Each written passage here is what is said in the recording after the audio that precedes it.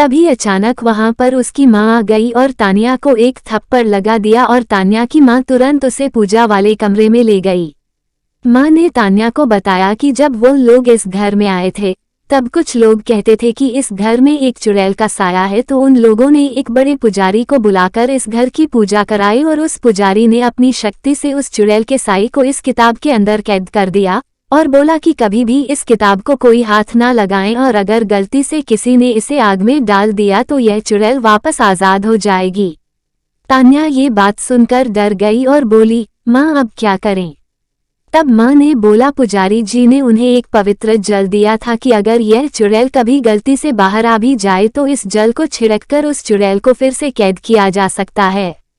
पर अब मुश्किल ये थी कि यह जल छिड़का कैसे जाए, क्योंकि वह चुड़ैल काफी गुस्से में थी क्योंकि उसे इतने लंबे समय तक के लिए इस किताब में बंद कर दिया था। तभी अचानक वहां रोते बिलखते दो छोटे छोटे बच्चे आ गए और वह चुड़ैल उन बच्चों के पास शांति से खड़ी थी।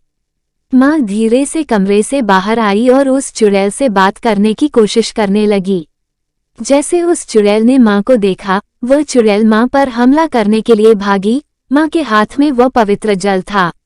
उस जल को देखकर चुड़ैल डर गई और वहीं रुक गई और बोली, मेरे पर यह जल मत डालो, मेरे बच्चे फिर अकेले हो जाएंगे।